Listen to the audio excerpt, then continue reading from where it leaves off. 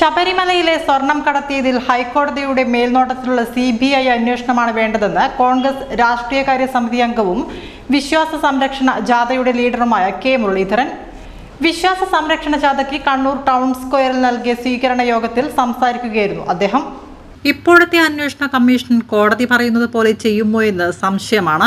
അവർ അന്വേഷിച്ച് നൽകുന്ന റിപ്പോർട്ടിൽ പിണറായിക്കെതിരെ എന്തെങ്കിലും പറയാൻ തയ്യാറാകുമോ എന്നും സംശയമുണ്ടെന്നും അതിനാലാണ് അന്വേഷണം CBIക്ക് വിടണമെന്ന് പറയുന്നതെന്നും മുരളീധരൻ പറഞ്ഞു. ഒരിക്കൽ കൂടി പിണറായി സർക്കാർ അധികാരത്തിൽ വന്നാൽ അയ്യപ്പനെ കട്ടുവിഴുങ്ങുമെന്നും നമ്മൾ അയ്യപ്പനെ വിളിക്കുമ്പോൾ പിണറായിയുടെ വയറിനകത്ത് നിന്നായിരിക്കും അയ്യപ്പൻ വിളി കേൾക്കുകയെന്നും മുരളീധരൻ പരിഹസിച്ചു. സ്വർണത്തിനെ കൊണ്ട് കളിച്ചാൽ എന്തെങ്കിലും ദോഷം സംഭവിക്കും. ചിലർക്ക് കാൽപൊട്ടും മറ്റ് അസുഖങ്ങൾ വരാം.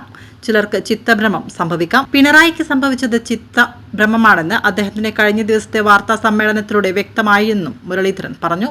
കോൺഗ്രസ് എല്ലാ കാലത്തും വിശ്വാസികൾക്കൊപ്പമാണെന്നും ഇത്തരത്തിലുള്ള എല്ലാ സന്ദർഭങ്ങളിലും ഉറച്ച രാഷ്ട്രീയ തീരുമാനമെടുത്ത പ്രസ്ഥാനമാണ് ഇന്ത്യൻ നാഷണൽ കോൺഗ്രസ്.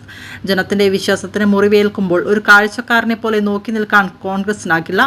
അതുകൊണ്ട് തന്നെയാണ് മുമ്പ് ശബരിമലയിലെ യുവതീ പ്രവേശനത്തിന്റെ കാര്യത്തിലും ധൈര്യസമേതം കോൺഗ്രസ് വിശ്വാസികൾക്കൊപ്പം നിന്നതെന്ന് മുരളീധരൻ കൂട്ടിച്ചേർത്തു.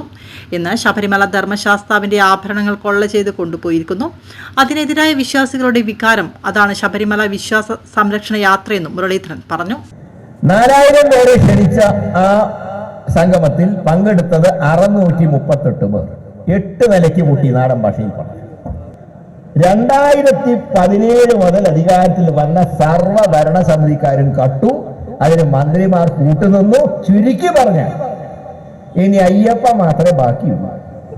അതിനാണ് പിണറായി പറയുന്നത് ഒരു ടേമും കൂടെ എനിക്ക് തരണം. എന്തിനാ അയ്യപ്പനെ വിടാൻ? നമ്മളിനി സ്വാമിയെ എന്ന് വിളിക്കുമ്പോൾ അയ്യപ്പൻ പിണറായിന്റെ വയറ്റെന്ന് പറയും. ഞാൻ ഇവിടെയുള്ളത്. അതിലേക്ക് പോണോ നമ്മുടെ നാട്? നമ്മൾ ആലോചിക്കേണ്ട ഒരു കാര്യമാണ്. ഈ സ്വർണം കക്കുമ്പോൾ ഒരുപാട് ദോഷങ്ങളുണ്ടാവും.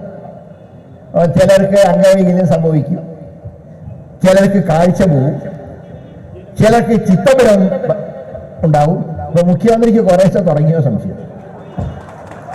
കാരണം ഇന്നലെ അദ്ദേഹം പറയാണ്, എൻ്റെ മക്കളെ കുറിച്ച് എനിക്ക് അഭിമാനമുണ്ട്. മൂപ്പര് ലാവലിന് കേസിന് പ്രതി, മോനെ ചെയ്യാത്ത സേവനത്തിന് കമ്മീഷൻ വാങ്ങിച്ചതിന് പ്രതി.